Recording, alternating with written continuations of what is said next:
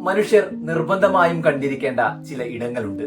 ഒരു ജയിൽ, ഒരു mental hospital, പിന്നെ മാറാരോഗികളെ പരിചരിക്കുന്ന ഒരു വാർഡ്. മനുഷ്യരുടെ അഹന്ത കുറയ്ക്കാൻ ഇത്തരം സന്ദർശനങ്ങൾ ഉപകരിക്കും. അതുപോലെ ഇന്നത്തെ കാലത്ത് കാണേണ്ടുന്ന മറ്റൊന്നു കൂടിയുണ്ട്, അഭയാർത്ഥി ക്യാമ്പുകൾ. അഭയാർത്ഥിത്വം പിടിമുറുക്കുന്ന മനുഷ്യരുടെ ജീവിതാവസ്ഥകളിലൂടെ കടന്നുപോകുന്ന അഭയസഞ്ചാരങ്ങളുടെ പശ്ചാത്തലത്തിൽ മനുഷ്യബന്ധങ്ങളുടെ സങ്കീർണതകളെ ആവിഷ്കരിക്കുന്ന നോവൽ ഇ സന്തോഷ് കുമാറിന്റെ തപോമയുടെ അച്ഛൻ.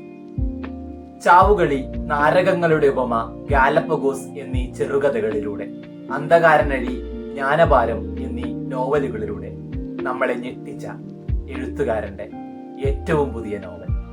ഗോപാൽ ബറുവ, സുമന, ശ്യാമൾദ, തപോമയി ബറുവ, ഡോക്ടർ സന്താനം എന്നിങ്ങനെ എല്ലാ കഥാപാത്രങ്ങളെയും ആഴത്തിൽ വേട്ടയാടുന്നത് ഏകാന്തതയാണ്. ഏകാന്തത സൃഷ്ടിക്കുന്ന മൗനമാണ് ഈ നോവലിന്റെ ഭാഷ. അഭയാർത്ഥിത്വത്തിന്റെ നിഴൽ വീണ ജീവിതങ്ങളുടെ, അവർ നേരിടുന്ന അസ്തിത്വ പ്രതിസന്ധിയുടെ കഥ. ഗോപാൽ ബറുവ ജീവിതത്തിന്റെ ഒരു ഘട്ടത്തിൽ ചെയ്തു പോയൊരു തെറ്റിന്റെ പേരിൽ ജീവിതകാലമത്രയും അനുഭവിക്കേണ്ടി വരുന്ന കുറ്റബോധത്തിന്റെ വേട്ടയാടലിന്റെ കഥ. ആത്മസംഘർഷങ്ങളുടെ തീച്ചൂളയിൽ വെന്തെരിയുന്ന ആ മനുഷ്യന്റെ ജീവിതാവസ്ഥകളിലൂടെയാണ് ഈ നോവൽ പുരോഗമിക്കുന്നത്.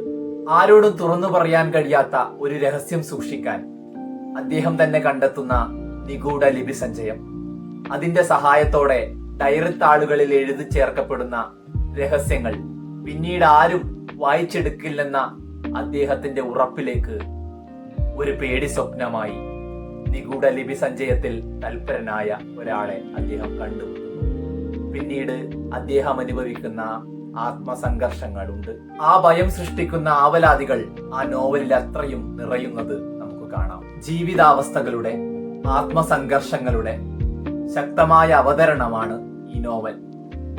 മനുഷ്യൻ എത്രയേറെ ദുർബലനാണെന്ന് ഈ നോവലിൽ നമുക്ക് കാണാം. ഇത് തീഷ്ണമായ ജീവിത വഴികളുടെ മ്യൂസിയമാണ്. ഈ അടുത്ത് വായിച്ച ഏറ്റവും മികച്ച നോവൽ എന്ന് നിസ്സംശയം പറയാം. നിങ്ങളുടെ വായനകളിലേക്ക് സധൈര്യം ചേർത്ത് പിടിക്കാം തപോമയുടെ അച്ഛനെ. മറ്റൊരു പുസ്തകത്തിന്റെ വിശേഷങ്ങളുമായി എത്താം. സ്നേഹപൂർവ്വം, അഖിൽ ഗോവിന്ദ്.